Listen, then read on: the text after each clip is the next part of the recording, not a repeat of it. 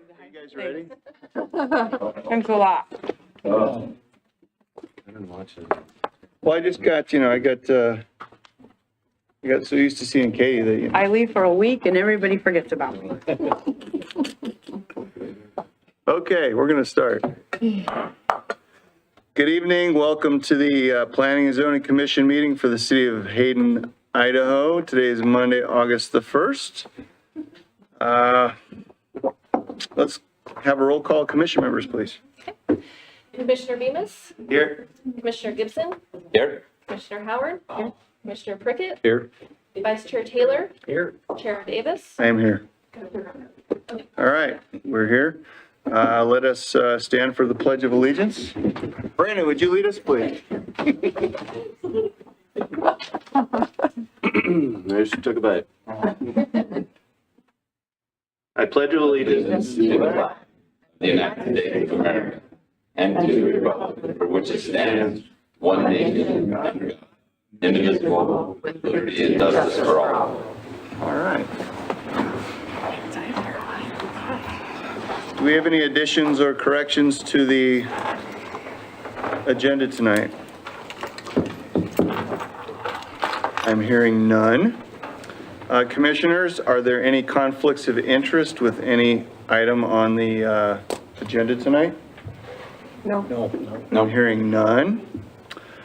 Okay. We have no, fair enough. We'll roll right into the, yep, we're going to roll right into the public hearing. Before I do though, I want to address the room based on last week's conditional use permit. Last week we had a very similar application to this one, and I would like the public to know, as I want the commissioners to know, when planning and zoning receives a request, it's generally for a specific thing. And I'll talk to last week so I don't dirty the waters of what we have to talk to tonight.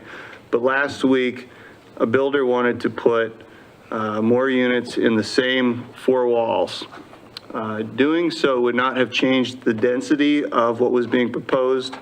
They could have built smaller units and had the same number of units on the same piece of land.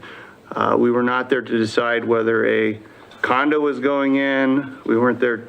Everything that was discussed mostly by the public comments, and it's not that we don't appreciate public comments, we absolutely do.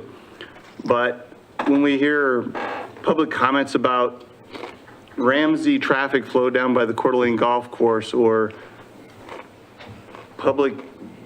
federal government conspiracy theories, it's not, it happened. It doesn't help us make a decision. What helps us make a decision is to understand what we're here to decide on. And again, it's not that we don't want to hear from the public, we absolutely do. I do want to encourage you, if you don't like the way the city, or even if you do like the way the city is being developed, that's kind of what city council's for, right? Because they're the ones that ultimately set out what zones and what can be developed here, what can be developed there, and it's all by law.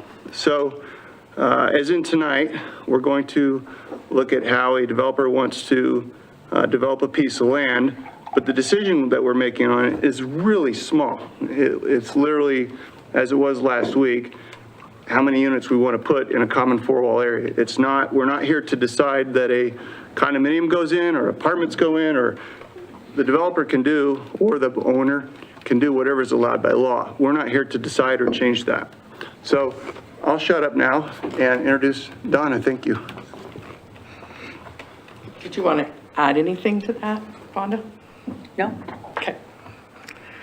All right, so tonight we're here for a public hearing to hear the Gleason conditional use permit, PZE 220079. I wanted to stop really briefly here. When we name various projects that come through the city, we use the owners, or if it's a business, we use the business LLC name, and that goes with the name of the project. In this case, Mr. and Mrs. Gleason, unfortunately, are no longer with us, and they're both deceased, but their property is still in the ownership of them. And so we did get a public comment that said they were really confused because it was the Gleason's conditional use permit, It is the owner of the property, that's how it's named, not the applicant, not potential owner of the property, but the owner that exists today. And I just wanted to clarify that for anybody that was confused also. So just to give a kind of a brief recap, this is truly a secondary lot. It's an infill lot that sits back behind the lots that face Helen Avenue. It sits behind the lots that face Hayden Avenue. It sits behind the lots that face Shaw Street. And it sits back behind the lots that are kind of two lots in from North Reed Road. So it really is kind of a pocket piece back in the midst of all of those. It has a Buttercup Lane address. Buttercup is not proposed to go through because it would run through the buildings that face Hayden Avenue, so don't think that's a through street. And it could have just as easily had a Helen Avenue address because it has frontage on Helen. So in this case, it has a Buttercup address. So photos, if I'm on Helen and I look to my down south, this is the driveway that would go back to 9745. If I actually get myself positioned on that little road in front of that first house to the right, that's about as close as you can get using Google Maps, is a face into the southwest, facing southwest from Buttercup, and that's south of Helen. And then if I go back onto Hayden Avenue and look north through the apartments on Hayden Avenue, you can kind of see this back kind of property back in the back that's behind that. So it's really an interior lot. So a little bit of background. The project site is 9745 North Buttercup Lane. It is currently zoned residential multifamily. It's approximately 1.354 acres. It has one single family residential structure and the usual residential accessory structures on the project site. The development team, again, Dwayne and Irene Gleason are deceased, and Deborah K. Strood is their personal representative. Connie Kruger of Johnson Surveying and Stonehenge Development and Government, I think I have it right this time, is here to present on behalf of the owners. And this is a multifamily residential complex with building structures of more than 4 dwelling units per structure. And in the residential multifamily code, which is the zone they're in today, any structure, any dwelling structure, multifamily dwelling structure greater than 4 dwelling units per acre is required to go through the conditional use permit process. So with that, I must turn it over to Connie. I think.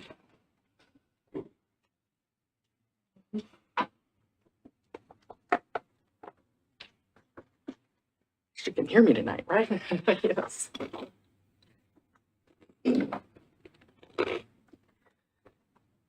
Hello, members of the commission. Thank you for being here tonight. I know you came in for a special meeting tonight, and we appreciate your time, especially in the summertime. So tonight, as has been mentioned, we're here to talk about a multifamily site plan, and this is a conditional use permit approval.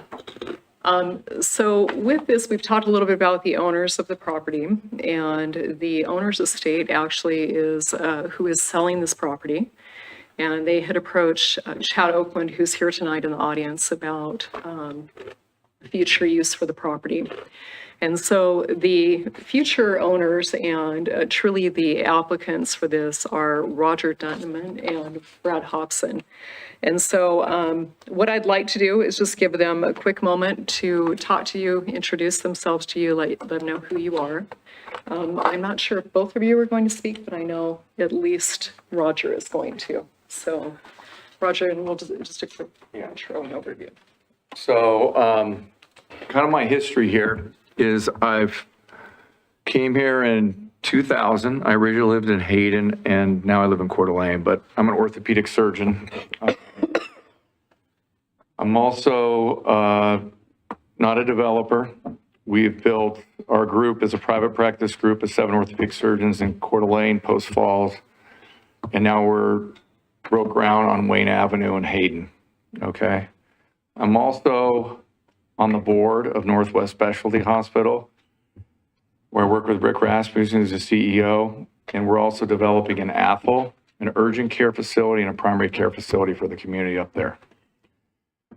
So the reason how I got involved, I've not developed any single multifamily developments, was Chad approached Brad and myself about doing this. And the reason I got involved is because there's a shortage of healthcare workers in this community. Kootenai has 900, shortage of 900, 25%. We at Northwest have 60. And my own office probably has about 12. And that doesn't include expansion into Hayden or Athol, so that's more service lines. So that's kind of why I got involved. And then we would like to, I don't know how the logistics is, we would like to kind of preferentially or reserve a large part of the, it's 12 units that we're asking for healthcare workers. But that's kind of my history here and things like that.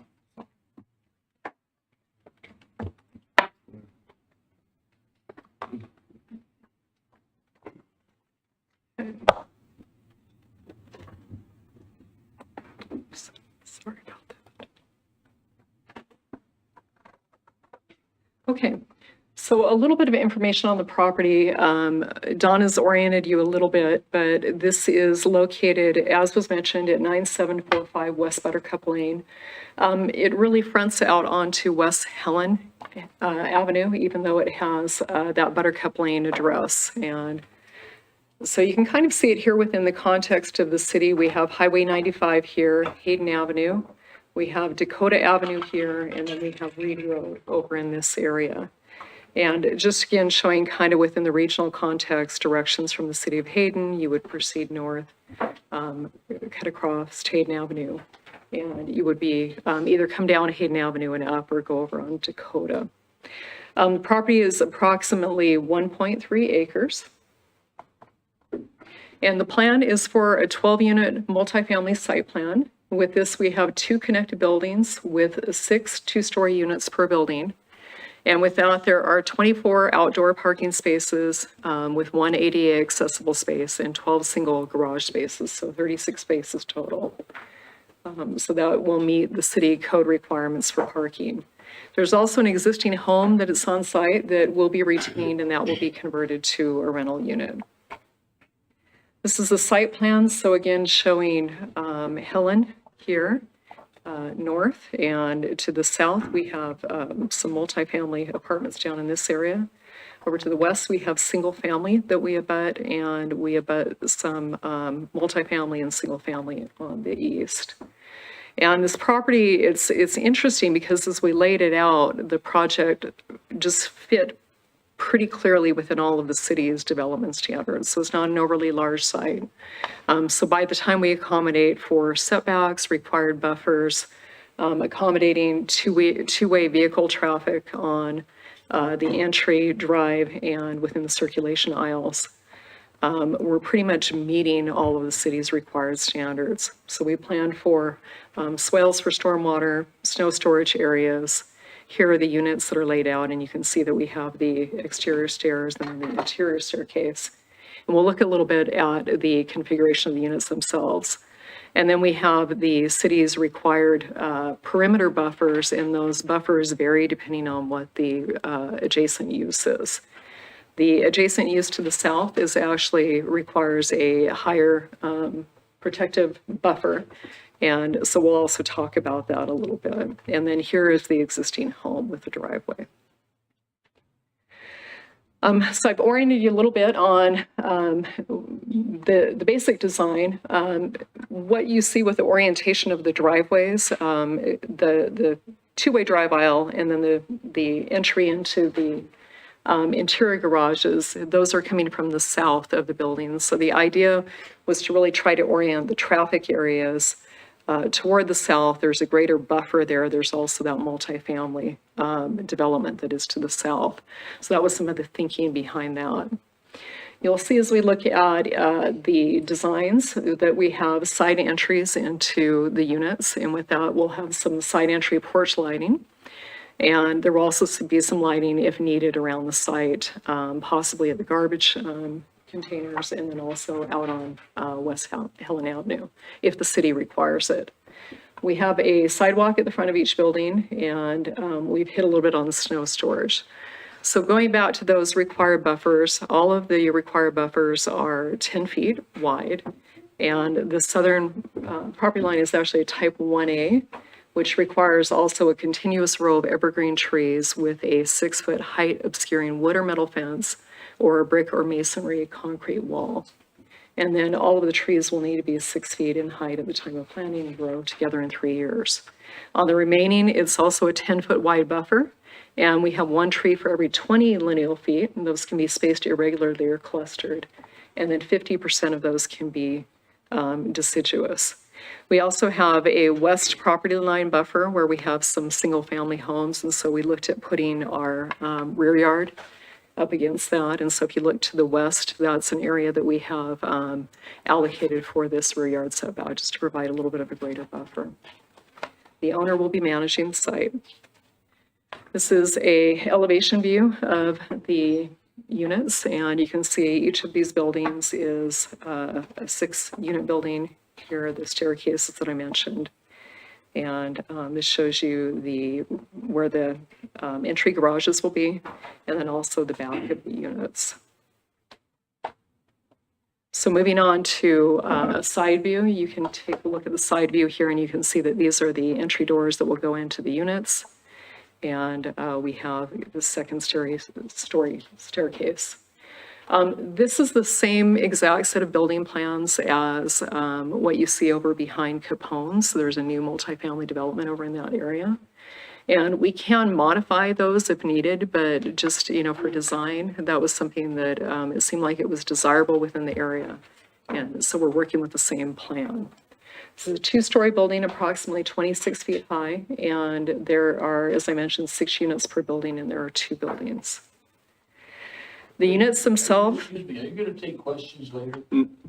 No, so the way this works is they present to us, and then there's a period for public well, then the city will present the full case. Then you guys would have an opportunity to speak to us, and then anything they hear that they want to speak to, they'll do that.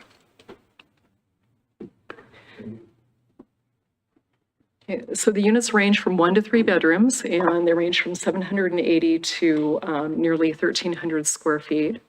And in each building, there are 2 1 units, 2 2 units, and 2 3 units within each. There are upper and lower units, and as we mentioned, the entries and the staircases. So moving on to the reasons. Sorry, real quick, and just to add on to my answer, possibly if somebody wants to talk to the developer, I'm sure if they approach them politely after the meeting, they might want to talk back. It happens often. We do. So, yeah. So moving on to the characteristics that make this area suitable for development, and I'll be going into each of these a little bit further, but this is an area with residential multifamily zoning and a mixed-use comprehensive plan designation, which are on the property itself. And then we also have residential multifamily zoning and mixed-use comprehensive plan designations within the surrounding area. We also have multifamily and higher density land uses in the surrounding area. We're also in an area with a good regional transportation system and area services. The land itself is suitable for development, and this is consistent with the comprehensive plan. So moving on to the comprehensive plan designation, this is a mixed-use area, as you see in purple. And in the mixed-use designation has a density of 12 to 15 units per acre. Our proposed density is 10 units per acre. It has been mentioned earlier that there are at times other opportunities that are available. Within the zone designation that we currently have, we can actually do up to 4plexes, and I think each 4plex takes 15,000 square feet. And So we could do fourplexes on this development. That isn't something that was desirable to the future owners. And they could actually come in at a little bit higher density with that. But right now with the development as it is, this is at 10 units per acre. And with the fourplexes, threeplexes, duplexes, those are all allowed outright. It would be a site plan approval and a building permit. So there wouldn't be a conditional use permit required as we're doing tonight.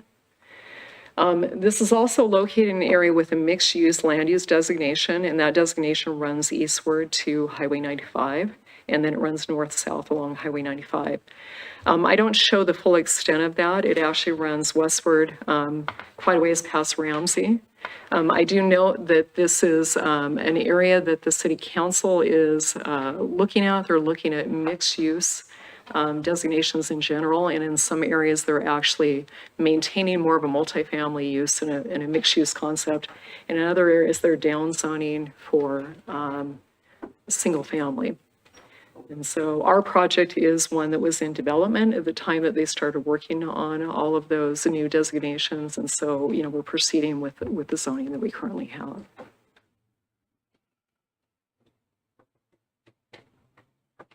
Okay.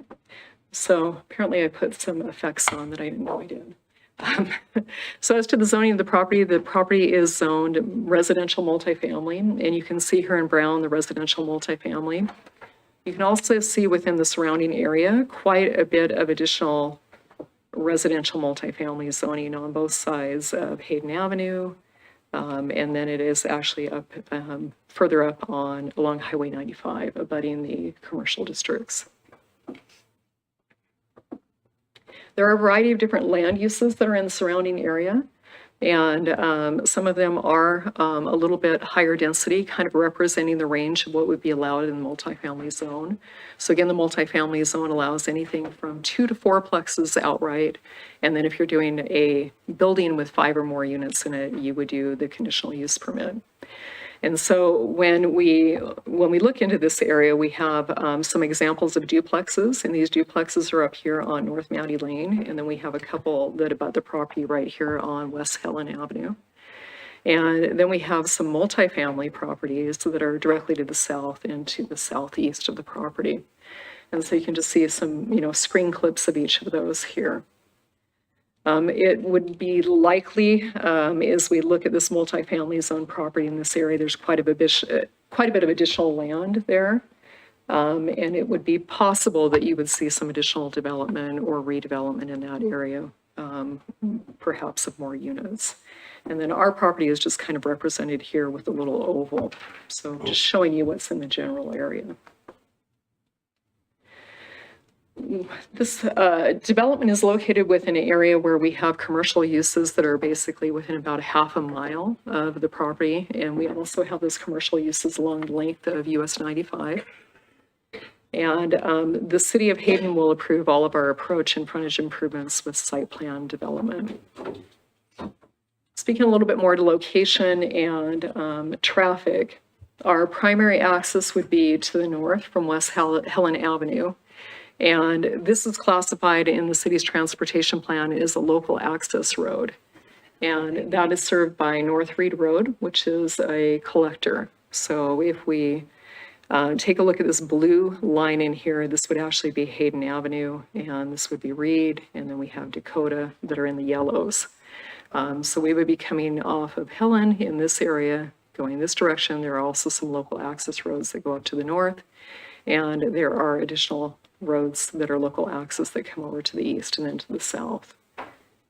So within the collector framework, we have access to North Reed. We also have access to West Dakota, and then we have access to the south to Prairie Avenue, which is a minor collector. With this project, we went ahead and we created a trip generation letter. The city code doesn't require a trip generation letter for a project of this size. But we went ahead and did that. I think that that is in the packet. I looked through for it a little bit early. I'm not sure if it made it in or not. But the highlight of that is that this is a small portion of the overall traffic. And in this case, our engineer estimated that there were 9 peak hour trips and that those would be split between Hayden Avenue and Dakota Avenue. With the city's transportation plan, there was also a signal warrant analysis, and this was completed at Reed and Hayden Avenue. And it was determined basically that the intersection did not meet any of the warrants requiring signalization.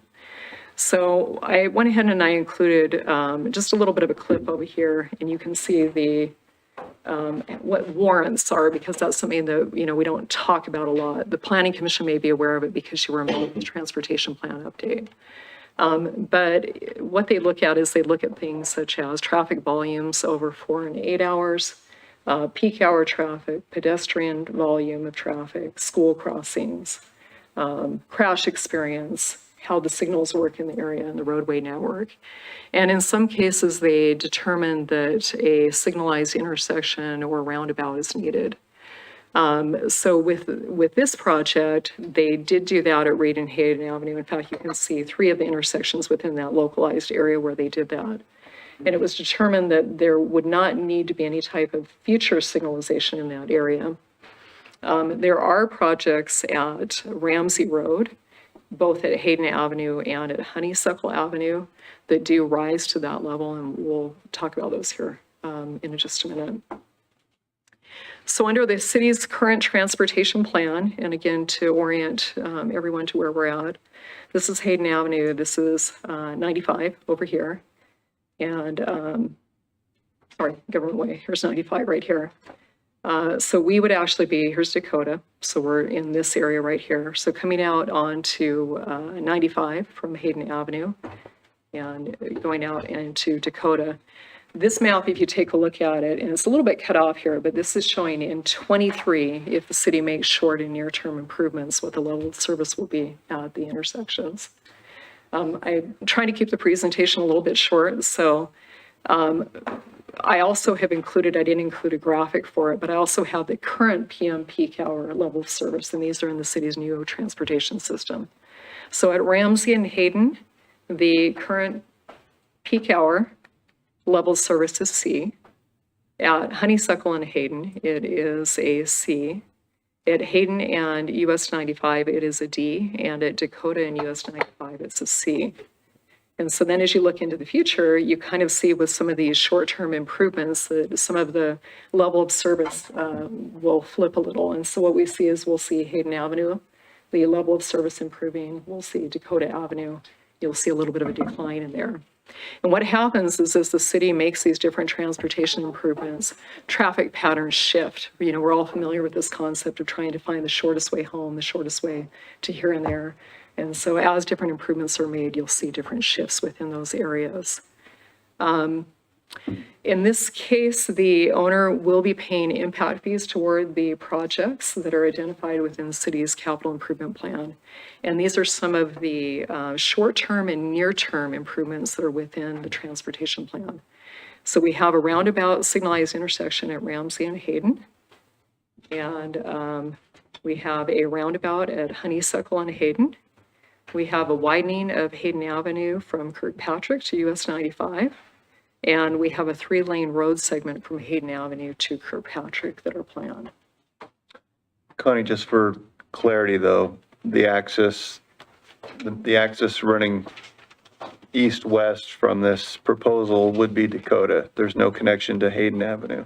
You can connect a couple of different directions. Right, but you'd have to go down, you'd have to jog down a street. Yeah, you would have to jog down into the west on Reed to get to Hayden Avenue, or you would jog to the east and come down. There are a couple of local access roads in this area that you could come down, or you can go to the north and you can go up to Dakota. Yeah, I was just making the point that the project's not going to funnel traffic onto Hayden, which is already, as we know, very burdened. Well, and in the trip generation letter that was created by the engineer indicated that the PM peak hour, that there would be 9 trips that would be generated and that it would be split evenly between Hayden Avenue and Dakota Avenue. So I hate to say 4.5 trips, but that's splitting it evenly would be 4.5. So. Moving on to the suitability of the site for development. This is a flat site and we don't have any type of environmentally sensitive areas. It's also within an already urbanized development area. As to services, we have water, potable water and fire flow will be provided by HLID. And there is a water main installed on West Helen Avenue, and then we'll be extending the potable and the fire flow within the site. And we do have a will-serve letter that was issued. For sewer, this will be provided by the city of Hayden, and there is actually a sewer main that is to the east of the property. When we attended the pre-application meeting with the city provided some of the as-built on the north end, but later on found that there was actually a sewer line to the east that we would be able to access. And I think there may even be a service from that into the property. We'll also install a sewer line internal to the property, and we have received a will-serve letter from the city of Hayden. As to transportation, any improvements required by the city will be made to West Helen Avenue, and right-of-way and easements will be dedicated. We'll also have a paved driveway with circulation internal to the site, and as mentioned before, we'll be paying impact fees to offset those major infrastructure needs or impacts to the system. So moving on to the comprehensive plan. The city has a housing summary in the comprehensive plan, and there is a focus within that on multifamily development. And in this case, I'm not going to go into every single one of these, but one of the things that we really see here, moving down to probably about the fourth bullet point from the bottom, is that Hayden has a higher percentage of single-family homes and a lesser percentage of rentals than areas in Kootenai County and within the state. And so right now, about 20% of the homes in Hayden are occupied by renters. And they're finding that if you have a single-family home, it's also generally aligning with home ownership. So people are buying homes and they're living, they're owner-occupied. So in this case, pursuant to the city's comprehensive plan on housing, renters are left to choose from a smaller selection of housing, and that results in a more competitive rental market. And so in this case, at the time of the comprehensive plan, that was a 2.3% vacancy rate, and an indicator within the comprehensive plan that resulted in higher rents, and that Hayden has the highest median rent among comparable cities, the county and state levels. Moving on to consistency with the comprehensive plan policies. I'm not going to read these all to you, but these are really about development being compatible with the comp plan, that it's fiscally responsible to develop in areas where you have transportation networks, utilities, parks within proximity, that impact fees are a tool to pay for and for developers to participate in their mitigation. Promoting nodes of development and density along transportation corridors. And again, that we should have utilities available, and that we should minimize financial and operational impacts from road maintenance, road improvement projects and maintenance. There are a large number of projects that are planned within this Hayden Avenue corridor, and the city is actively working on the Honeysuckle Roundabout. They're also working on a potential roundabout project, possibly a signalized intersection, from what I understand, at Ramsey and Hayden.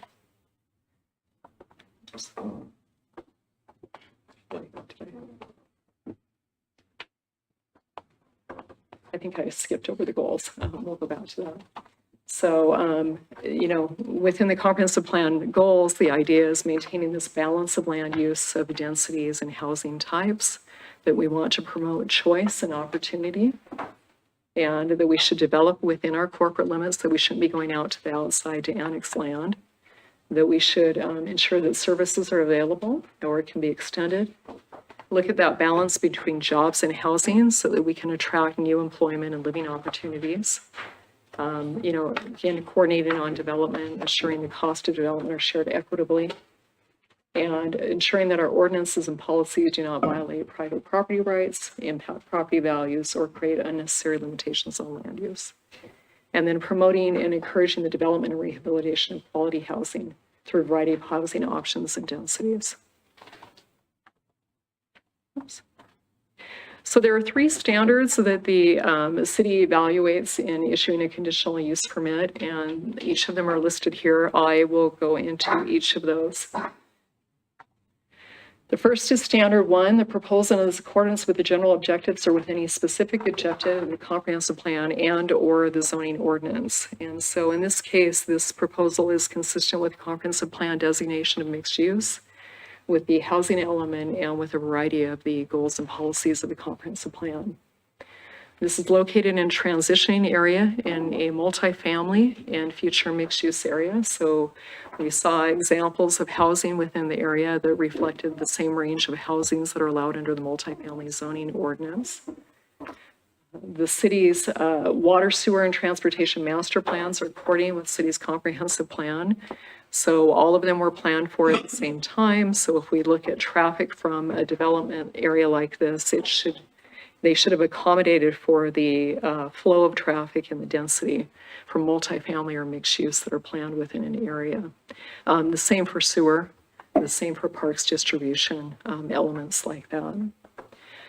This project has been designed to meet the city's zoning ordinance and all the development standards within it. As I mentioned earlier, this is a pretty tight site. We have applied all of the development standards. We are meeting, the parking standards. We're meeting the circulation standards. We've planned for stormwater. All of that has been accommodated within the site. Standard number 2, the location, design, and size of the proposal are such that the development will be adequately served by streets, police and fire protection, drainage structures, refuse disposal, water, sewer, and schools, or that persons or agencies responsible for the establishment of the use shall be able to provide adequately for any such services. So the project is designed to ensure adequate access and services for streets and emergency response. Our stormwater is sized and located. We have planned for refuse, both storage and removal areas. So we've designed to be able to bring a garbage truck in for it to be able to leave, the same with a fire truck. All of the water and sewer utilities are available. This is located on a local access road with a near proximity to minor arterial and collector roads. And then there's a great access into some of the regional services, including the commercial areas, schools, et cetera. The characteristics of the site make it suitable for the request, and we have received comments from the airport, Panhandle Health District, Kootenai Electric Company, the water and sewer providers, streets, Department of Environmental Quality, and the fire department, who did not express concerns with the proposal. Standard number 3, the design and planning to include construction, operation, and maintenance of the site is compatible with location, setting, and existing uses and the intended character of the general vicinity. So as we have mentioned, this is a transitioning area in a multifamily and a future mixed-use area. And this is buffered from the surrounding area with this southward-oriented design with the city's required landscaping buffers, fencing, and setbacks. We do have the ability, we could flip the site and bring the circulation aisle in on the north, but again, we were planning on the south to kind of keep that circulation area and activity area a little bit buffered from surrounding uses. The owner will maintain the entire site, and as has been discussed, this is consistent with the comprehensive plan designation for mixed use, and with that is consistent with the intended long-term character of the general vicinity. So with that, I am here for any questions. Commissioners, any questions?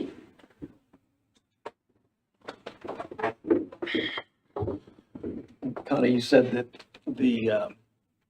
you're not trying to, there's no increase in density here. Basically, you could do 12 units without doing buildings of 6. Is that correct? We could, So yeah. it's not an increase in density, it's just the size of how the buildings are arranged. Yeah. And Connie, while we're not here to look at a site plan specifically, you did have a kind of a rough drawing up there. You can develop with current setbacks, et cetera. That's been verified.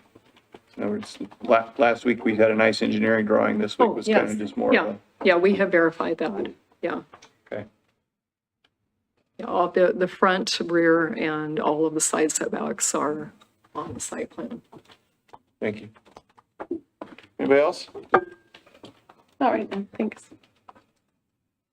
I think we're good. Thank you.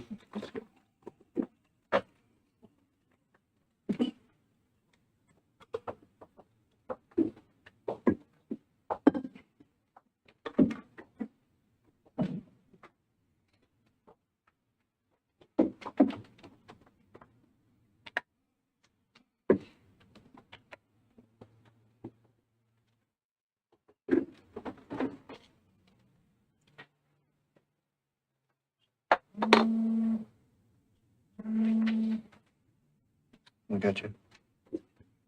All right, so this is an analysis of a summary of the analysis that was provided in your staff reviews as well as on the city's website. So the proposal is in accordance with the general objectives or any specific objectives of the comprehensive plan or the zoning ordinance. This is the future land use map is on the left. The current zone map is on the right. Then a sea of purple for mixed use on the left. And on the right, it recognizes that it's got residential multifamily kind of along the south side of Helen and north up Buttercup and across Kyler. It also recognizes that it has commercial south of the project site and residential multifamily does allow for more density. So we'll talk about that And shortly. Donna, just for the clarification to those in the public here, this is not a zone change request we're hearing tonight. We're not changing the zone tonight. That's correct. Thank you.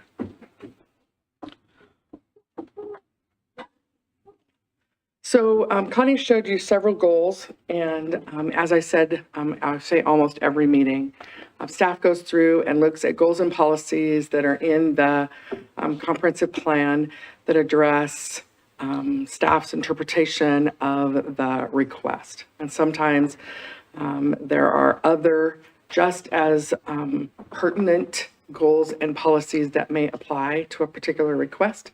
That's why every staff review in the appendix includes the entire goals and policies from the comprehensive plan to give the commissioners and or folks that are looking at staff review and the public when they respond in their comments an opportunity to look at other goals and policies which may be as applicable as the ones that are selected in the staff review. And the same thing with policies as well. So Hayden City Code 1122, the purpose of the residential multifamily zone designation is established to provide higher density residential housing areas served by collector and arterial streets. This zone shall be characterized by buildings or groups of buildings containing multifamily dwelling units.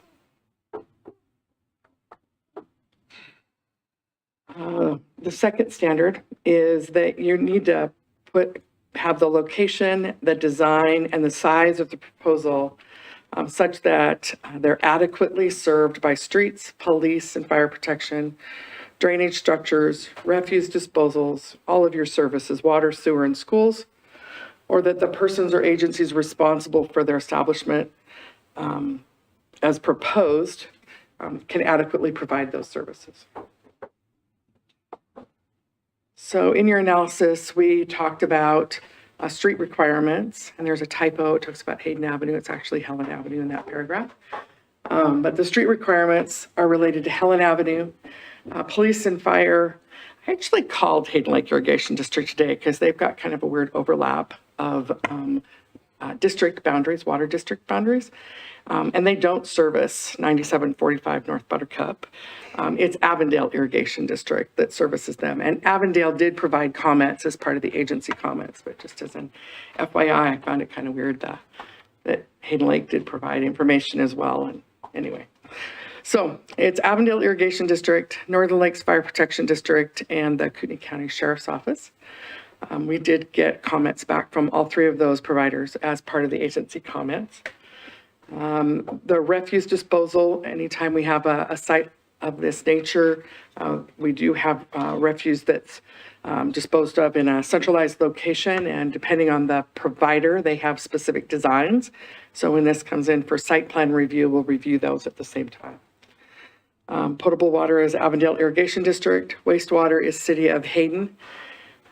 Addressing is covered by a plethora of agencies. City of Hayden, Kootenai County Emergency Services, Fire Department ensures that addressing is readable before, and so does our building department before you get your certificates of occupancy. And the U.S. Postal Service we work closely with as far as mailbox locations so that they're the least intrusive and most safe as possible. We did send notices to both Coeur d'Alene School District and Lakeland School District, recognizing that this is really in Coeur d'Alene's service area, but it's just part of our general, who we send notices to, and we did not hear back from either. And so then the third thing that we look at is that the design and planning of the site is compatible with the location, the setting and existing uses, and the intended character of the general vicinity. So the site plan at the time of review will be reviewed in conformance with Hayden City Codes, policies, and standards at the time of that future development. So agency notices were sent to 17 agencies, and we heard back from Avondale Irrigation, Coeur d'Alene Airport, Hayden Area Regional Sewer Board, Idaho Department of Environmental Quality, Panhandle Health District, Cooney County Sheriff, Northern Lakes Fire Protection District for agencies. Most of them had no comments, or they had comments that would be addressed at the time of building permit. Cooney County Sheriff did respond with a general services information, a letter. It's the first time they've responded to an agency request in a really long time. So we appreciate that response. Northern Lakes Fire Protection District talked about requirements related to the site plan, access, fire hydrants, that a review would be required at the time of construction, and then whether or not fire sprinklers may or may not be required, again, depending on what they're going to actually build. 46 adjacent property notices were sent out within 300-foot radius of the project site. And we did receive 15 comments back, so that's about a third, pretty good response. And most of those were opposed to the project. And if you looked kind of at them, you've got all of you got their comments. Pretty much it was referencing noise-related issues and concerns over traffic. So Connie did mention that there was a trip generation letter that was provided as part of the application packet. Trip generation letters are reviewed at the time of site plan submittal. And so when this site submits, we will review their trip generation letter. If their trip generation letter trips certain requirements that are in the transportation analysis policies, which anybody can find under the Imagine Hayden tab on the City of Hayden's website, if it trips those one or more of those certain conditions, then the city engineer will determine if further analysis is required and if a traffic impact analysis would be required. And then all development projects fall under this requirement based on the adopted policies. John, as part of that potential transportation analysis, does the city look at existing traffic and then the impact that the new development would have on that, so that the baseline resets every time? In other words, what I'm looking at is you have checks and balances in place that a bunch of little developments aren't going in without their cumulative effect being analyzed. Kind of looks at it both. It looks at individual projects and their impact. It looks on whether or not that project is, say this one's got 9 peak trips, but if it had a proposed change that was different than what the comprehensive plan was kind of identifying as its future process, that would be another trip that another trigger that could trip a traffic impact analysis. So in this case, the future land use map shows it as being mixed use, and mixed use is our multifamily in our new zone, and that's what this is proposing as well. So that wouldn't be a trigger to cause a traffic impact analysis. So it has lots of varying trips. It's got a peak generation, average generation, as well as if you're making something different than what we already planned for. And those are the kind of generic summarized conditions of approval. It's based upon the request of the multifamily residential structures in excess of 4 dwelling units per structure. It runs with the land for as long as the use remains. Oh, that's a typo. No matter the ownership. It doesn't matter how often you read these things, you still find typos. It's really frustrating. Any development of the project site and/or buildings shall comply with Hayden City codes, policies, and standards.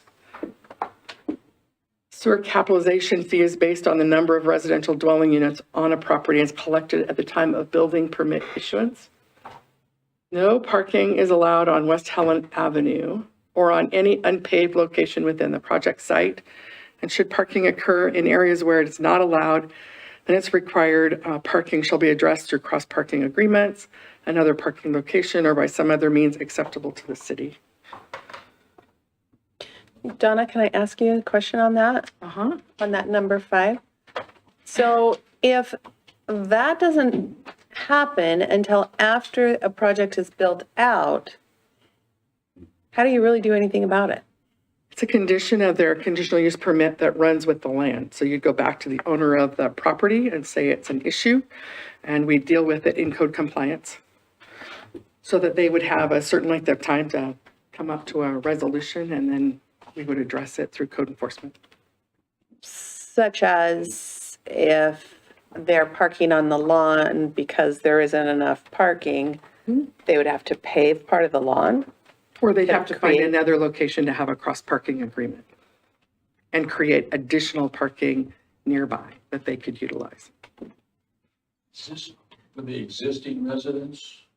Sir, you can ask us questions during the, We're listening right now. Okay. I'm just having a hard time figuring out how that actually helps the overcrowding within the site. Doesn't, but it does mitigate. They're only allowed to have so much parking. So, I mean, their options are towing them because they're in the wrong location, coming up with a cross-parking agreement, perhaps with property to the south or a nearby property that they could create an additional parking lot that their residents could walk to and from. There's some property to the north that's not yet built out, property to the south. but we did hear what's 12 units, 34 parking spots?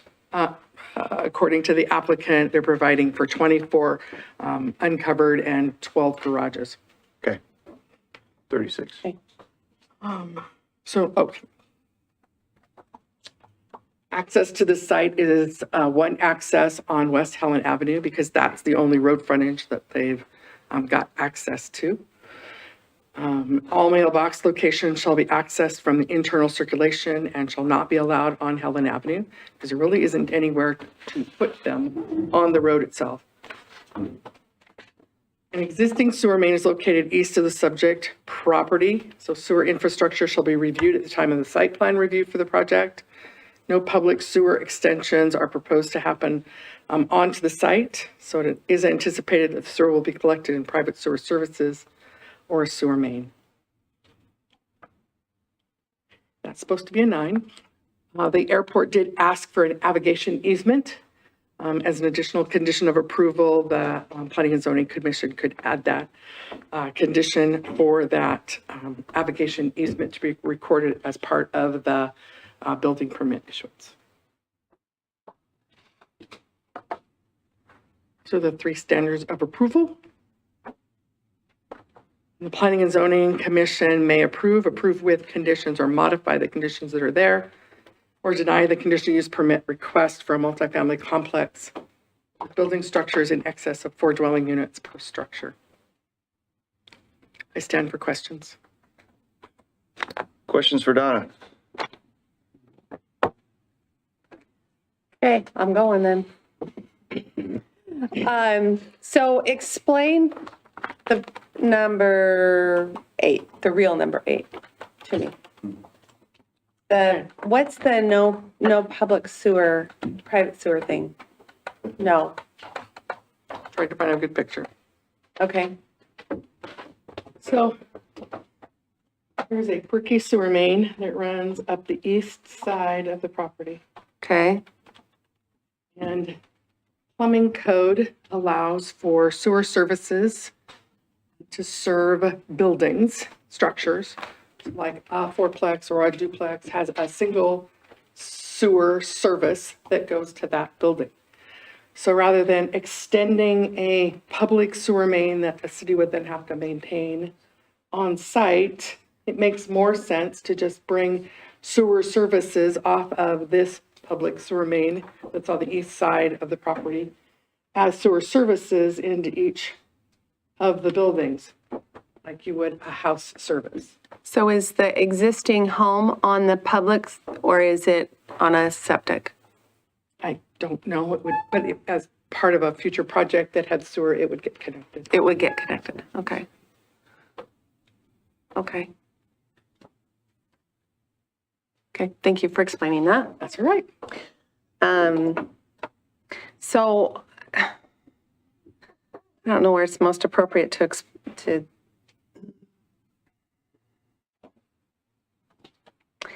I don't know where it's most appropriate to express my concerns. Now or later? During deliberations. Okay, thank you. Okay. So do you want this picture left? Oh, what? Okay. So in our multifamily zone, it's a little bit unclear on how we arrive at our densities because it says maximum lots 15,000. It's not? No, there isn't one. Okay.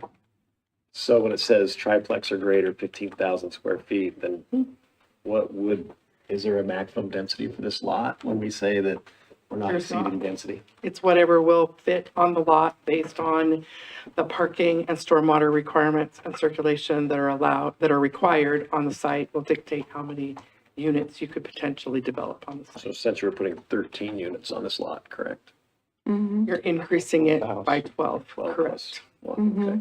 With 12 to And each 15, of those that one is, units has to have 2 parking spaces, and you have to have 24-foot width, two-way circulation to make this site work. And you have to meet building setbacks of the lot, which are 25 feet front, because remember, this has a Buttercup Lane address, so this would be the front.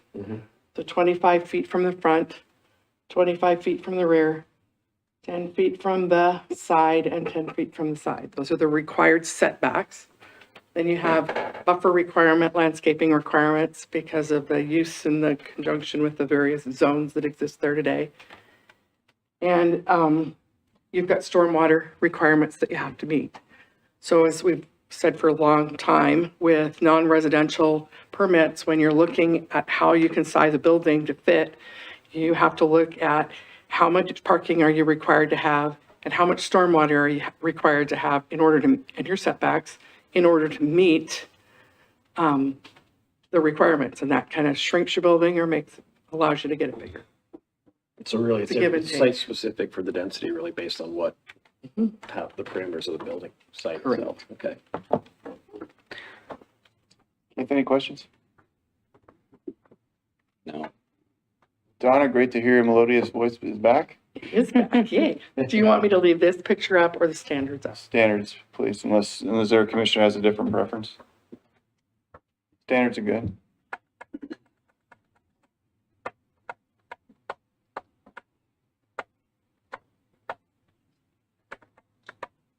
I'm gonna color code those so they look better.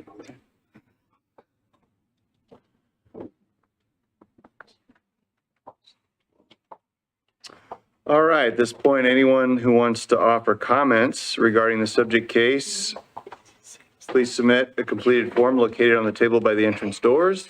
The forms must have your name, address, date, whether you want to testify in support of, opposed to, or are neutral. Anyone planning to speak must do so at the podium so your remarks can be heard in the recording system. All questions and comments will be directed to the commission, that's us, not the applicant. The applicant will have the opportunity to answer questions and offer rebuttal after all public testimony is completed. All speakers will need to state their name and address for the record before they begin speaking. I will call first those supporting the application, then those uncommitted, and finally those opposed to the application. Is there anybody that wants to fill out a form before we sort out who goes first? You got a form? Thank you, sir. We really got to get that straightened out. Huh? Mr. Chairman, you want to put together all the forms right now, so you have to. We do. Does anybody else have a form that wishes to speak?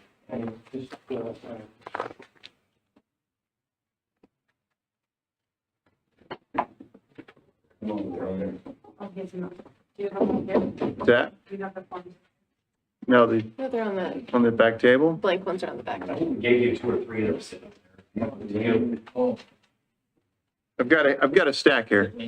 Oh, you didn't? You have some already? What I mean is I have a stack of completed forms. I have no blank forms.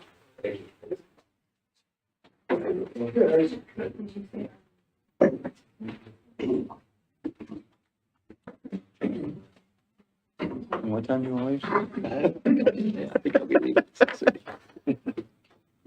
You just wanted to get up.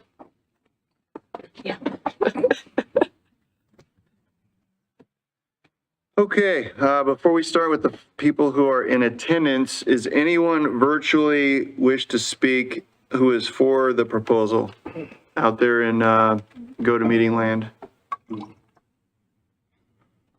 I'm hearing no responses. So first we have Roger, I apologize, I can't read your last name, starts with a D. I already talked. Okay, I just, the only thing that I have to add is that. real quick, can the applicant speak also as a? He can speak in rebuttal. Right. Yeah. All right, so we'll hear from you later, but thank you. So Chad Oakland. He didn't speak yet, so we'll let him. All right, so Chad can speak, and Chad is for this proposal. You have to swear in or we're good? Name and address, please. Chad Oakland, 2022 North Government Way, Coeur d'Alene. So how we got to this, I actually personally developed that project next to Capone's in Hayden. And when Dr. Dunteman approached me, because they were doing a project in here on an Athol, he was asking me about housing, and we have a waiting list of people. Trying to keep rents as low as we can, but that's tough in itself. But so that's when the Gleason family came to me. I sell stuff I've been selling real estate here for almost 30 years. So I have a lot of people reach out to me. And so that's when this kind of came into be a natural, but that's how we arrived where we are. But I want to reiterate that I believe someone could build 4 fourplexes on this property as is without coming to you guys. I believe that's correct as it sits right now. So I believe they're trying to do less density than they can do. And I don't know if I'm correct, if anybody has those numbers, but I believe that's the number that it works out to be. And if they did do that, would they have to come see you guys? Don't think so. So I get it. Nobody likes seeing development. I've lived here my whole life. I understand. But we're trying to do the best and nicest that we can because it's not going to stop. So, but I appreciate your time and go from there. Thank you.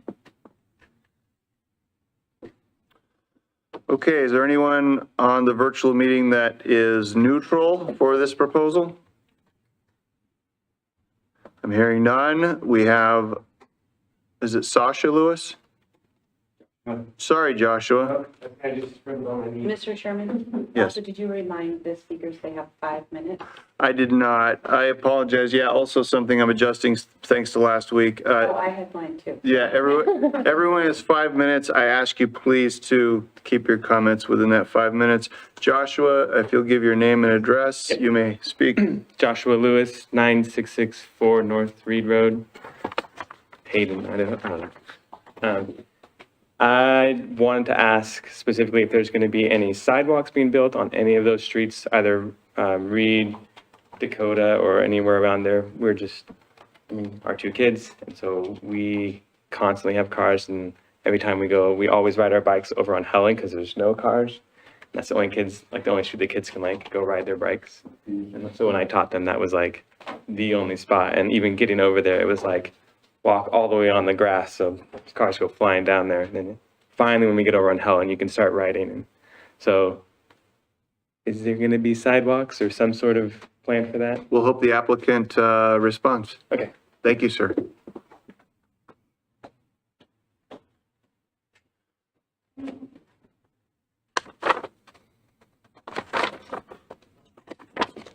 Okay, the remaining public comment forms are opposed, so I will ask, is there anyone in the virtual meeting who wants to speak who is opposed to the proposal?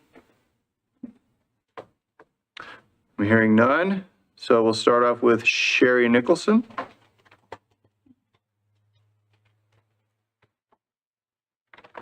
Thank you. Appreciate your giving me the opportunity to speak tonight. I'm Sherry Nicholson, and we live at 752 West Helen Avenue. Great presentations, great plan to help the healthcare workers. I love that. That's beautiful. I have a passion for healthcare workers and affordable housing. We bought on West Helen Avenue because it was a kind of a slow feel to it. And we love the small town atmosphere of Hayden in general. So we thank God every day for letting us live in North Idaho. You know, I'm just absolutely being honest there. I'm deeply concerned about a 2-story structure going in right on the other side of our back fence. It grieves us. We love looking at the hills. We love looking out on using our back deck. I imagine numbers of people staring right down into our backyard, and I'm horrified, absolutely horrified. All compassion to healthcare workers. That'd be a great way to provide rentals for them. But to build 2-story structures right on the other side of my back fence, our back fence, absolutely not. It's already congested enough. So I see a great danger to public health, safety, and welfare of the community. In the agency letter from the sheriff, he himself said that there was already a struggle going on. I don't think that's news to anyone, to provide services for health, welfare, for the people of Hayden. And we sure don't want to increase their struggle. I personally, after being seated in our living room so many days, just watching traffic rates on our street, knowing how pleasant it is for pedestrians, I use it myself, bicyclers, and we have cars zooming down West Helen daily, going like 60 miles an hour. There aren't any cops. There's no speed bumps. It's bzzz, and because we're a connector. And there's so many people enjoying Dairy Queen and, you know, coffee kiosks and all the Maverick folks and all that. Great. But I can only imagine increased use will complicate things. So I propose no development of the acreage. The proposed owners, you know, I'm all for business. I'm pro-business. So I'm all for rentals. I think that's great. I just don't think they should be 2-story, and I don't think they should be crammed in just on the other side of my back fence. So that's my say, and thank you. Thank you, ma'am.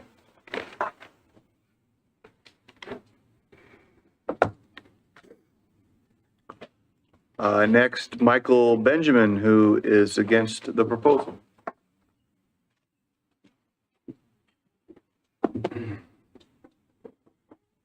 Boy, you guys, this is hard. Thank you kindly. Respect totally to all of you. I wish I were as well-spoken as Sherry. They're wonderful neighbors next door to me. I've lived in my home for 25 years. Worked with Wayne Scythe when he's a fire dog, right?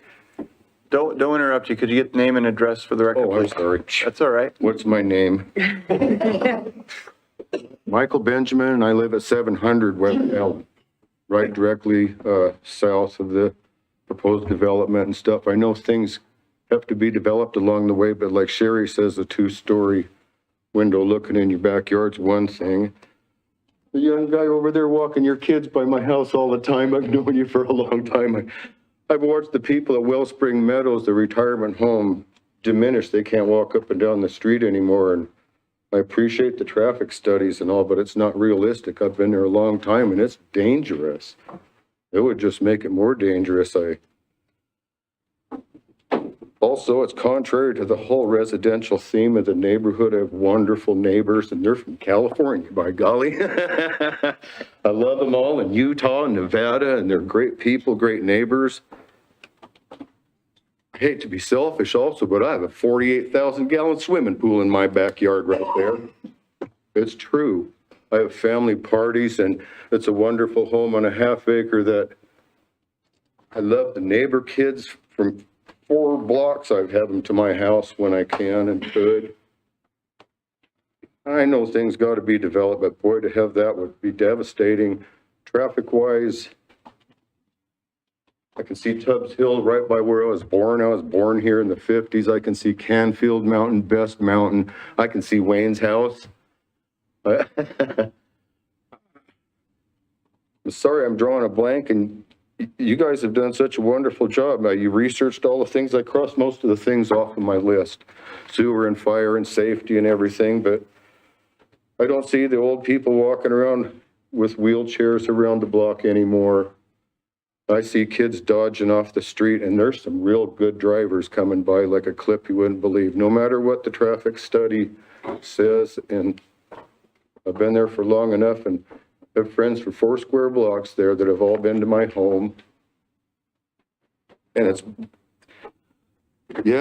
since the development on Kyler, you know, that wasn't so bad. And then I had the one on Dakota just a while ago. Traffic has become overwhelming pretty bad. And sidewalks, gee, I hate sidewalks. I'd like to see you and your kids riding your bicycles around. There's families all over that I've just come to know and grown used to and love their kids. Now they're big. But I still appreciate the kids and families in the neighborhood. I'd like to think there'd be some alternative, something I could see over the roof. I don't think it's been properly looked at, biopsied, so to say. It's an unhealthy growth. It's an unhealthy growth. And I don't want to criticize or tick nobody off or anything, but I'd sure hope there'd be some other alternative. It seems, I hate to say it, but it seems like it's motivated by greed of money. I just happen to be poor. So everything I wrote down seems to be a lot of babble. It would devastate my property value. Whatever traffic study's been done, I don't think it's realistic. It's just not realistic. No way. I've been there 24 years. I'm old. I'm a custodian for my property for the next family that lives there. It's a wonderful home. I have my life invested in it. It's paid for. It's my future, my livelihood. I'm crippled. I'm old. Been on disability. Moving from the place would just break my spirit. I'd like to think that counts for something. It would overload an already crowded, deteriorating circumstance that we've been trying to overcome. I used to be the creep driving around the neighborhood too fast. Now I'm the guy out there yelling at everybody to slow down. I'm scared for the cats and dogs. Pheasants are gone, aren't they, Wayne? There's no more pheasants left. There's deer nest in that Mr. Gleason's property. Yeah. Yeah, there's deer and pheasant and 100 quail. And I still know you're going to develop it eventually, of course. Is that for me? That was the timer. Thank you respectfully for your time so much. I hope I had a legitimate word to say. Thank you for taking your time to share how you feel. I Thank you. appreciate you guys really a lot. I know it's a difficult thing for you too. Yes, sir. Thank you. I love Nick. Again, I apologize if I don't have this right. Wayne Sith? Sir. There he is, sir.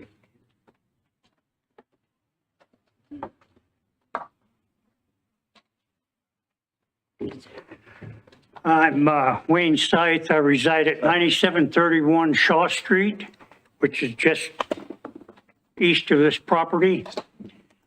I had 2 concerns. One concern is the increase in traffic. I noted that it wasn't addressed that great on what were they going to do with Hayden Avenue.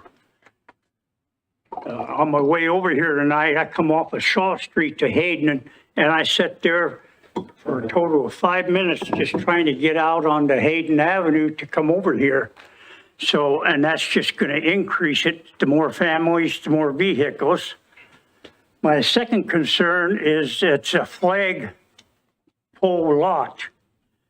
And here we're putting people, a lot of people in there, and the ingress and the egress in a case of a fire or an emergency, where they're gonna go? Run into each other trying to get in and get out? And it kind of surprises me the fire department didn't say anything about it.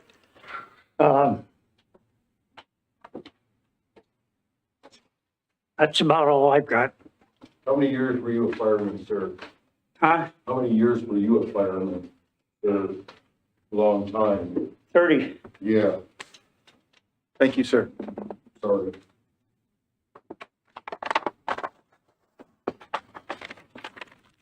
I'm having no luck tonight. Lastly, Dowd.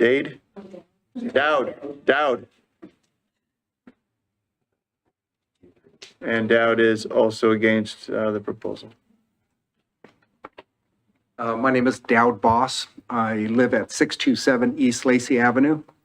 I currently do not live near this project, but I do want to talk about all the projects and how it affects the whole community. Again, in the comprehensive plan, there's also, it talks about quality of living and life as citizens here in this area.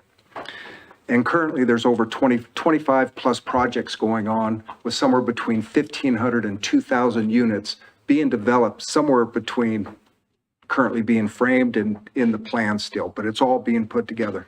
So we have probably 2.5 vehicles per home, let's say 1,500. So you've got over 44,000 vehicles entering our city here shortly. Sheriff Kootenai County wrote, he said, the sheriff's office has reviewed this request of change and would like to make you aware of the impact this would have on public safety for the city of Hayden. And that's what I want to talk about, is public safety. So in the city of Spirit Lake, there's 2.7 officers per 1,000 citizens. In Ratham, 1.58 officers. In Coeur d'Alene, 1.74 officers per 1,000. Okay. In Post Falls, 1.26 officers.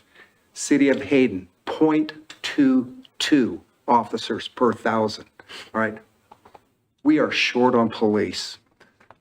I don't care what part of town you go in, people are speeding, children can't play on the street anymore.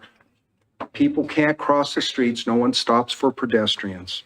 Also want to talk about, the last, I believe, the citizens of Hayden turned down the fire station, right? The last vote. It's not about money. They were hoping if they turned down the fire station that you would reconsider all this development because the fire department can't serve. I spoke with the Northern Lakes Fire Department, okay? And they said by the end of 2023, we're going to be 2 stations short in the city of Hayden, in this area. Last summer, we had a house burned down because there were 2 fires and they could only get to 1 because they had other emergency services they had to go to. I am not against development, okay? Please don't take it that way. But all this multifamily, all this high-density housing, you're creating a real big problem that's going to catch up to us, and we're not going to be able to reverse it. So I guess I'm just at a point here where public safety is now becoming a huge concern. And as people get in accidents, like that elderly couple died on Government Way just about a week and a half ago, all right? We're going to start seeing more and more of these accidents. We're going to see more and more children getting hit by cars, because I live on East Lacey. Speed limit's 25, and let me tell you, even the construction vehicles are doing 40 and 45. And there's not enough police, all right? So please take this in consideration. I really think we need to take a breath from all this multifamily, I'm not saying shut it down for now, but we need to take a breath, because who is going to be responsible? I mean, who's going to take responsibility as homes burn, people are injured, accidents, people can't get emergency services to them. I know paramedics, they're also stretched thin. We have medical workers. Why are we all so stretched? Because we're building too fast. We need to take a breath. Again, remember, we have close between 1,500 and 2,000 units being approved and being built, okay? All these cars are going to be on the street. And then on top of that, we're going to have additional UPS vehicles, FedEx vehicles, all these delivery vehicles. This small town is going to be lost very shortly. Anyway, I just wanted to say that. I really appreciate your time, and thank you. Thank you, sir.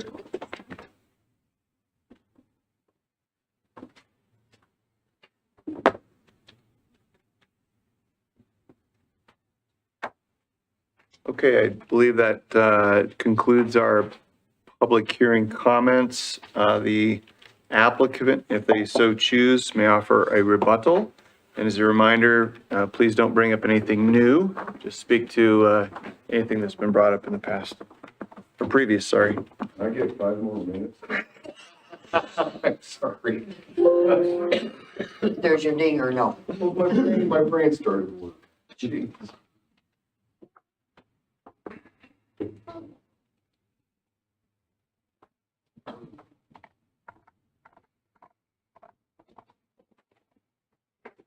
Just 1 second, I've got to roll up here a little. Okay.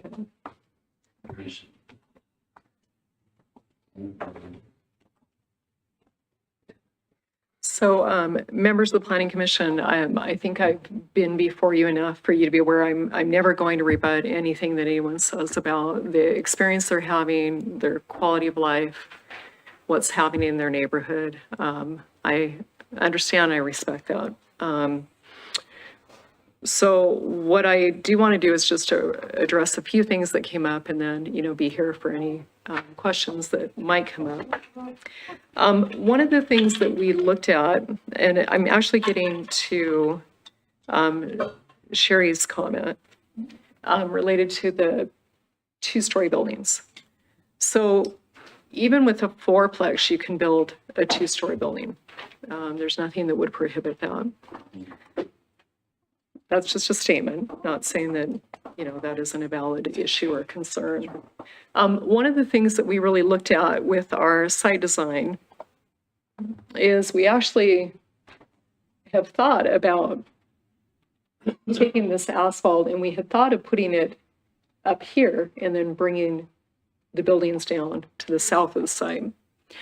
And the reason that we didn't do that is that we felt like the traffic coming up behind the homes would actually be a bigger nuisance and concern than having a unit backing into that area. And so that did influence the design that we have. We would have the ability to come in and, and you can kind of see here, here's this existing home. And to be able, you can kind of look at the width of this. This is 24 feet wide. It meets fire code and 2-way circulation standards. And we have about that amount of area here. We might be a little bit shy, but we could have, kind of brought it in to this area. But again, the challenge that you have then is you have vehicles that are coming and going, and they're right up against the homes that are in that area. So we moved it to this location. And then what you see is that we took the circulation aisle, and this is a 10-foot buffer. And this is a required vegetative buffer. And so we pulled that asphalt down as far to the south as we could so that we could get as much of a buffer between these structures and the homes that are to the north. So if you take a look at this distance is actually 15 feet here to the edge of what is an upper level lanai. And then the lanai, and I've got to make sure that my readers are working here, but I think it's about 6 feet deep. So the face of those buildings will be about 21 feet from the property line. Blocking everything. Right. So, well, and again, I'm going to acknowledge everybody's experience is what it is. So, but the required setback is 10 feet in that area. And so what we did is we did try to move that down to be, to get us more distance within that area. I did talk to the owners, and because again, we had that opportunity to see public comment and kind of see what some of the concerns were. And they did say, hey, if that was a concern on the second level with those patios, that would be something that they would be willing to look at removing to provide some additional privacy in that area.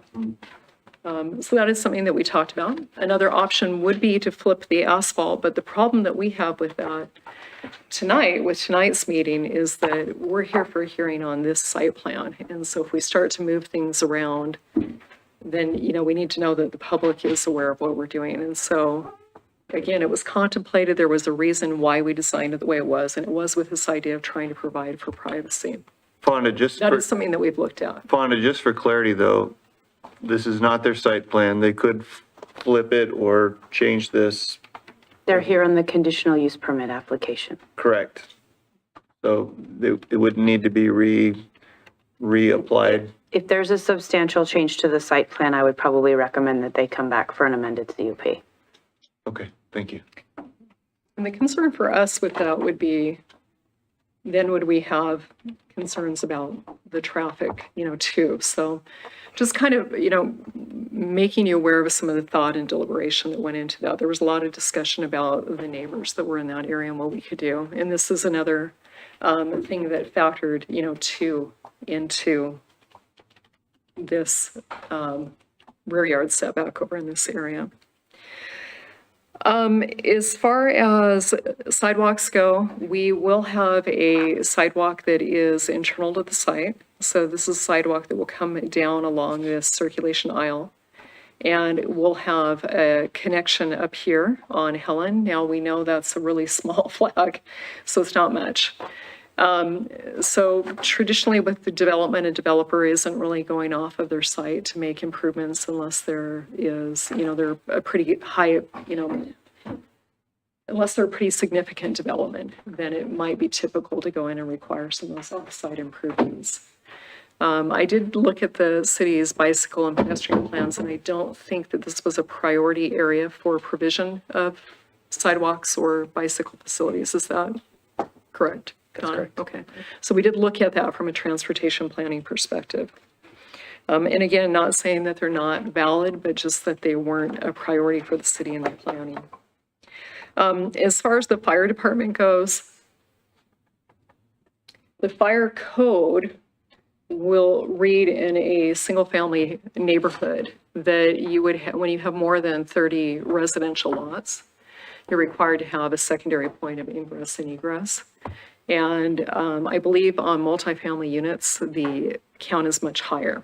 It might even be as high as 100 units before you have to do a secondary access. So what we have here, it meets the required standards for the fire code.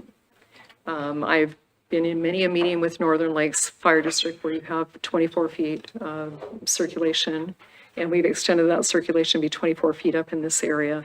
And that meets code for a wide variety of developments. We also do have a little bit of additional area in here between the required buffers and our circulation aisles. That, if you had a fire truck speeding in there, there is, appropriate, area there. If they were to, miss the corner or whatever, you're going into kind of a grassy area in that area. As to the comment letter from the Kootenai County Sheriff, this is one development. It's a small development. There's no doubt that the aggregation of development over time has an impact. This is something where I think that responsibility doesn't really rely with the individual developer, that this is more of a city council issue that they need to address. And they've had opportunity to address, and, they really haven't to date. And my understanding on this particular letter is that there are it's kind of a template-y form letter that I think has been maybe submitted for a couple of other projects. So it doesn't seem that it's standardized to this project. It seems that it's more of a new way for the Sheriff's Department to communicate about the impacts. And hopefully for that to be able to open some good dialogue and discussion between the City Council and the Sheriff's Department. There are a lot of areas within the city that it sounds like through this new mixed use down zoning or retention of zoning will actually be moving from some of this higher development potential into lower development potential. So moving into more of a single-family arena. So that's just the response that I have on some of the issues that were raised. And I'm here for questions, but I really can't respond to anything new, so. Right. Okay, thank you. Okay, and listen for discussion. Yeah, that's fine with me. Let us know when you pop in. Okay. Okay, commissioners, does anyone have any further questions? Hearing no. I'm closing the hearing. No more questions or comments will be allowed from the public. I have a quick comment to the public. Thank you for your comments tonight. I cannot help but to have observed that a majority of them were commenting on the existence of a higher density of a multifamily development. I sincerely encourage you to express your concerns with City Council, who governs that. Again, just for 100% clarity's sake, we're not here tonight to say, yay, we can put multifamily houses in here or not. Our decision is simply the configurations of the building. You know, the builder could hypothetically do four plexes or 2 6-plexes. That's our decision. It's really in a small box. So I want to make that clear. And again, I want to encourage you to use your voices and let City Council, wonderful comments. By all means, show up to City Council meeting and tell them how you feel. Thank you, sir. To the commissioners, do we want to proceed or schedule deliberations for another date? We can deliberate. All right, we're going to deliberate.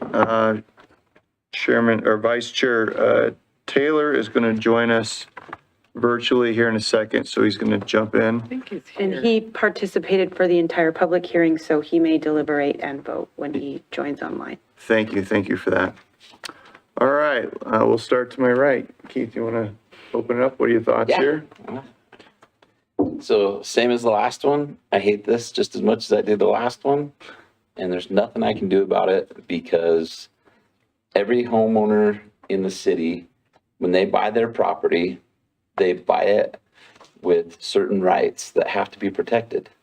And because our plan sucks, then I have to say yes to stuff like this. And I hate it. But it's because our plan sucks, not because anything else. And so it's not us saying yes.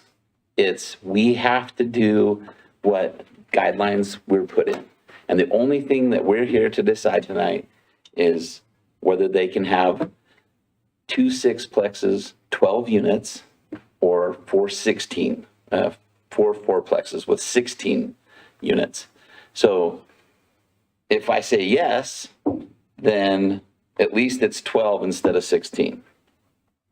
That's it. That's the only thing I can do. So as a citizen, I am right there with you. I hate it, but there's nothing I can do about it. As far as they could make it worse. As far as the application relative to the standards of approval, do you feel that it meets it? It meets it, and I would, if you want to do something, get the plan changed. Get involved. I'm here for free. I'm here to try to keep Hayden, and I can't do anything about it because our plan sucks. Any comments on the staff recommendations? You support them, not support them? Yeah, it meets the standards, and there's nothing I can do but say yes. No, I meant the additional conditions of approval that the city has recommended. I want to hear the other deliberations before I. Okay. You remember there were 8 of them, and then they had the optional 9th for the abrogation? Yeah. Okay. Mary? Okay, so Donna, can you tell me what is the maximum density in 1.3? There isn't a maximum density in 1.3 acres in residential multifamily.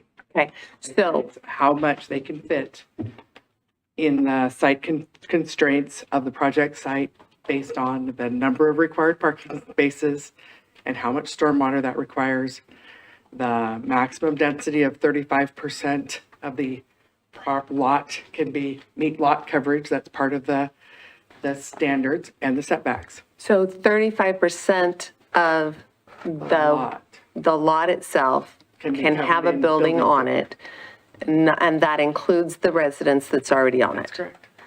Okay, I'm not real worried about them putting four fourplexes on this property, and meeting setbacks. So that's not working with me. I am concerned about the internal traffic flow. I understand that, you know, the fire department gave its form nod, but I look at this site plan and we're taking what was somebody's driveway and saying it can be a two-way road with all the setbacks. And that concerns me. And it's not just the coming in, it's that turn at the Right. So back. this is a conceptual plan that hasn't been reviewed by staff.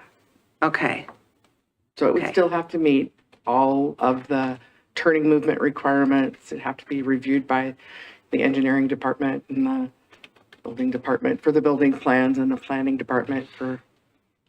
okay, so that's It hasn't a been reviewed problem by with not having engineered plans coming in because we don't really know how much of At this point in the project, we wouldn't have evaluated an entire site plan anyway, because they're just trying to figure out if they're allowed to move forward with building structures that are greater than fourplexes, then how are those going to fit on the site? Maybe they can only get I haven't seen your plan, so it's important to know that. So maybe they can only get a fourplex and a sixplex, or maybe they can only get two fiveplexes to fit. We don't know yet because we haven't done a full review of their plans. Okay. Okay. So in addition to that, the improvements on Helen, that's a postage stamp. That's not really going to improve the road at all. Not for existing residents, not for new residents. Correct. The way that it's oriented, the setbacks go on the road, not where a building is, and on the back, so along, shoot. Can you bring up? Yep. Yeah, that one. I'm up there. So what is that? Read? I can't read that far. The one that goes on the other side. This is Reed. Okay. So then it goes against, are those single families at These are single family. the west end there? Mhm. Okay, so they get the benefit of a 25-foot setback. But these that are along Helen, these single-family homes that are going to be impacted the very most, These are duplexes. okay, No, man, my home's not a duplex. just that first one is? Didn't say your home. Sorry. Okay, so, but these homes here that are going to get impacted the most have only a 10-foot required setback. Correct. Is there any way to, I don't know if it's you I should be looking at or Fonda I should be looking at. Look at her. Is there any way, you're trying to get out of it. Can we, in conditions, require that to be a 25-foot setback as well? Because that one actually impacts the existing homes the most. And quite frankly, it impacts the new residents the most as well. Well, I think Connie indicated the way it's laid out right now, if it stays, it's 21 feet. Okay.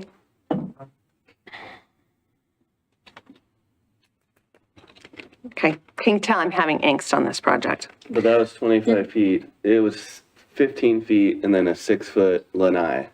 So to the face of the building was 21 feet. Correct. With 6 feet coming out. Yeah, where about somebody's me. going to put their little barbecue and get Yeah. out there and look down into the other. But regardless, commissioners, we're not here to evaluate the site plan. That's right. But you can totally put conditions on the site plan if you so choose. That are lawful, though. And, yeah. That's why I said, am I looking at Donna or am I looking at Fonda on that? Because I knew where you were It's your going. and I would've- deliberation. It's your deliberation. Okay, Understand, but we don't want to put a condition of approval on an applicant that's just going to end up with the city being sued. Well, this is not the place to be discussing whether or not an applicant is going to have an opportunity to sue the city. Sure. It is your deliberation, it is your condition, and it's your decision. Okay. Ultimately, it's just a recommendation to the council. No, you're the decision makers here on the CUP. This is us. Okay. okay. So I think that it meets the standard of approval number 1. There's no question that zoning wise, it fits. It fits the current, it fits the future, it fits the zoning. I am not convinced that it fits the second. Can you pop that slide up again, Donna, please?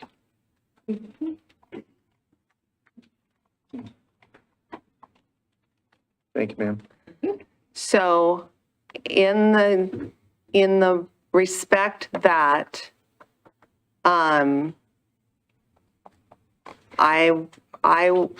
would be concerned about emergency services being able to get in there with considering the restraints that our emergency services have on them right now, getting in there in a timely manner, and it would be more than just this structure that it would affect if they were not able to, because they are so close to other dwellings. That is a concern to me. Okay. And yeah, this one concerns me. And I applaud what you're trying to do. It is not that. It is not that. As developers, I applaud what you're trying to do in getting a diversity of homes. I'm concerned about this particular location. And I'm unsure if it is truly compatible with the surrounding intended character in the general vicinity. So I am concerned about 3. I'm unconvinced that it meets 2, and I believe it meets 1. Mary, would you feel the same way if there were 2 fourplexes going up against the north border? Would you have the same thoughts or different thoughts? I would hope that they would respect giving a larger setback. But if there were 2 fourplexes, I would have less concern because that's fewer people. Well, what I mean is specifically on the north, like there could be a third one or a third and fourth. We'll just say a third for argument's sake. If there were 2 on the north part of the property and 1 on the south, would you have the same concerns about fire and the things you listed just a second ago? Would. Okay. Any other comments? I'm good. Ben? I probably would express a lot of the things that Keith said, maybe not quite that rough, but that's okay. And that's saying something, because I'm usually not one to mince words. I'm not as concerned as Mary is about number 2. I think staff in the city's done a pretty adequate job in the past of proving that they can handle things come to mind in the past that we've seen. I'm not as concerned about access for emergency services about that. And to your point, I think number 3, I do have concerns about the character of the area. But at the same time, it's free country as of now, so people that own the land and have purchased it and what the city has proposed there meets the standards of approval. I'm not saying that I don't feel for the people that come in and express their dismay at what's going to happen. I wouldn't be any happier either if it was that going to go up next to my existing residence, particularly if I've lived there a long, long time, and I understand that. Amen, sir. But we're working within the confines and the box that the city has built, and what the,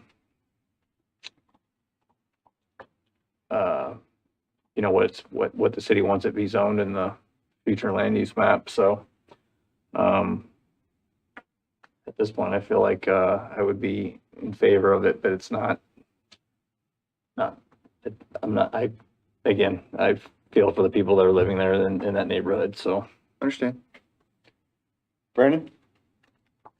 Listening to Connie talk about the possibility of changing where the parking structures were, or I mean, the parking lot versus where the building was something that I thought was kind of interesting. I don't know if, as a resident next door, I would be more interested in having somebody looking down on my property or being able to come in and out of my garage. So, that was my only concern, was how that was gonna work out. But looking at 1, 2, and 3, I feel like, back to what he just mentioned, people are moving to Idaho for freedom. And, you know, when it comes to that, you're free to do what you want with your property. And that is like one of the #1 things about living in Idaho. And people moving here every single day wanting to have something to say about what other people are doing with their property is definitely a concern that I have. And they've met all 3 standards of approval. Okay. Do any of the commissioners, I only asked Keith this, do any of the commissioners have comments or thoughts on this 8 staff added recommendations? You mind bringing those up one more time? The additional conditions? Yeah, the additional conditions of, staff additional. Unless you guys, I recommended would like to conditions of see them. approval. Yeah. There's 8 of them. Approval runs with the land. Any project has to meet the codes, policies, and standards. It's a request for structures in excess of 4 dwelling units per structure. Sewer cap fees are paid at the time of building permit. No parking allowed on Helen or on areas not designated for parking. Access to the sites from West Helen Avenue. All mailbox locations shall be accessed from the internal circulation area, which basically just kind of means they need to come in and at the front. The sewer main is on the east side of the project, so that's where they would connect their services to. And then that should be a 9. Mm-hmm. That is the request to the Coeur d'Alene Airport for the navigation easement. Which is very standard. Yeah. Say it again? It's very standard. Yeah. But we don't have to include it, it's just that person. I'm going to ask, is Sean Taylor on the virtual call yet? So we're just going to finish deliberations without Sean then. We still have a quorum. Okay, any other comments, Brendan? All right, so my thoughts are the request, the project aside, the request is for what it is. I feel the standards of approval have met. I'm open to, if a commissioner wants to discuss easements on the north side of the property, to expand them, or perhaps to ask or require different buffering or landscaping to provide privacy to the neighbors to the north, we can do that without ruining the whole floor plan. Again, we're not here to judge the site plan, but we can, as part of our recommendation, increase the buffering. Is there a type that we can reference that's already canned as opposed to just making up something?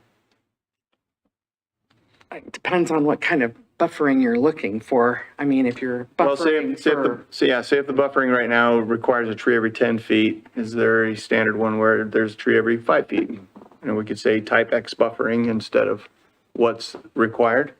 Well, type 1 buffer requires that the trees be placed so that they grow together within 2 years, basically creating a complete site noise barrier between this use and the another use. And is there a type 1? There's a type 1 alternate that allows you to have a 6-foot tall fence and reduce that setback area, that buffer area as you do it. And what's the requirement right now on the north side? Is it type 1? Honestly, no, off the top. It's okay, I know I'm putting you on the spot. It's residential against residential. Yeah, that's what I thought. It was a 10-foot buffer. So there's no requirement for any foliage or anything like that? Just a few trees and a few shrubs, but it's not a solid type 1 buffer because Right. it's, So that's an option, commissioners, if you guys are wanting to think that way. If you don't, it's fine. I'm just throwing it out there, something that popped into my little head. Are you thinking height? Can we do that? Well, a type 1 solid buffer would, like she said, within 2 years, the trees would close up and provide some kind of privacy to the residents to the north. I'm not saying that's like a magic bullet here. I'm just throwing it out there. So we should be creative in making our decisions and deliberations. Anyway, that's the only comments I have. That doesn't mean that deliberations are closed. If you have more to say, fine. If somebody wants to make a motion, that's fine. I think Mary has a question. Keeps looking at me and so I'm like, No soup for Mary. Commissioner Howard, actually. So is there a type that would, or is it just a matter of developer responsibility, because I believe that they are responsible individuals, that would dictate height and basically a tree hedge in a certain period of time? That's the type 1 buffer that we were just The talking about. type 1 solid buffer. Does it have a height to it? I mean, I could think it's plant, 6 feet. I could It's plant 6 dwarf it's fruit 6 trees feet that at do this too. Yeah, no, it's 6 feet at the time of planting. So I would like to point out really quickly here that although the residents that abut this may or may not have chosen to build 2-story homes or purchase 2-story homes, that if they chose to today, or if they decided to sell their homes and somebody in the future came along and wanted to add a 2nd story to any of the homes that are in any of the zones surrounding this property, they could build 2-story homes. So although these are proposed to be 2-story in the residential multifamily zone, they're also allowed to be 2-story in any home location that you're allowed to have a single-family residence. So, I mean, I'm not opposed to whatever it is you guys are coming up with. I would also suggest that, again, this is just for thought and only because Ms. Kruger brought it up, but if you were to flip this and if it were to work for circulation, and again, they haven't evaluated that and neither has staff, but if you put that type 1 buffer up against the north side and you have that as part of the circulation area that's up there, that would both help mitigate noise and distance, and it would, but you don't know how the property to the south is going to develop in the future. So just because it's a vacant field today does not mean that it will remain a vacant field in the future. So although you're kind of, if you were to request us to look at evaluating flipping this footprint during the staff's analysis as a condition, that's not to say that it's not just pushing this down the road a bit. Yeah, to but some Donna, future this is direct affecting development current towards that. residents that have, Yeah, no, just that are just there. throwing it out as an option, that Yeah. you could put a condition in here that directs staff to evaluate kind of yeah. both options and then potentially, I mean, we're already putting in a type 1 buffer, but that would help mitigate any headlights or whatever that would be happening. Sorry to interrupt. No, I appreciate that. So we could just, again, commissioners, we could, as a condition of approval, task the city to analyze alternate site plans and then trust them that whatever they came up with would. And I do trust our staff. Yep. All said and done, I absolutely trust our staff to do what's best for the citizens of our city. Yep.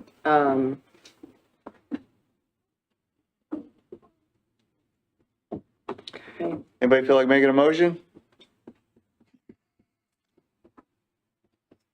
Or anybody want to, or if not, you want to talk more about a type 1 solid buffer, analyzing alternatives to site plans, other ideas, so that I understand everybody here is trying to remove the sting of parking a 2-story structure right next to someone's backyard. That's commendable. I have a 2-story house right behind mine. Yeah. It is 10 feet off my back fence. But the builders made it so that none of those windows looked directly down into mine. I don't know that you're going to be able to do that same thing. Yeah. But that's for you to do and trust that responsibility there. Okay. Let's go ahead and do it.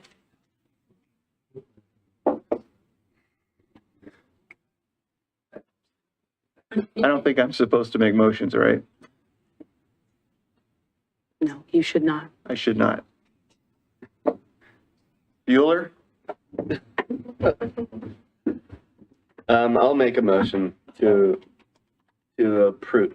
Let me start over again. We got cheat sheets. I'll make a motion to approve. Okay. Blue sheet, there you go. You got it? In the matter of PZE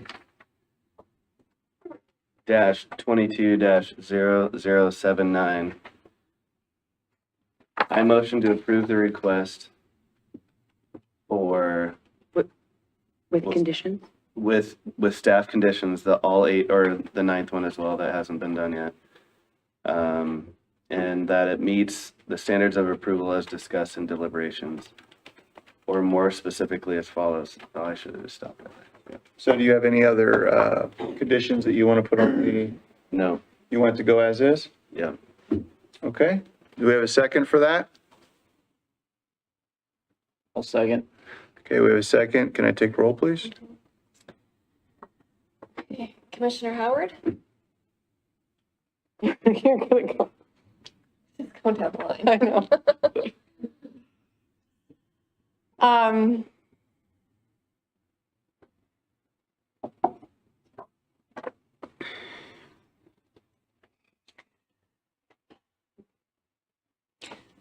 I'm going to approve and I'm going to trust the staff and the developers to be responsible and cognizant of the situation of where you're at. Be sensitive to the people that you're around.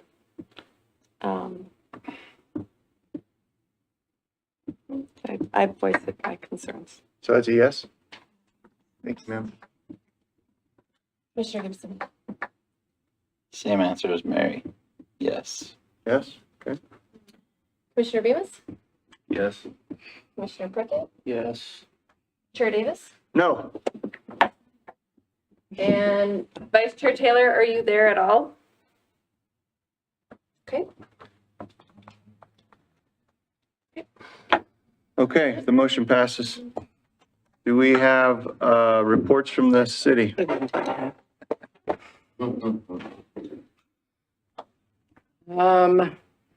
Staff review is still in progress for the next public hearing on the 15th. Hopefully we'll have it done. Okay. A little bit longer than your normal staff reviews on highly more. Better than this.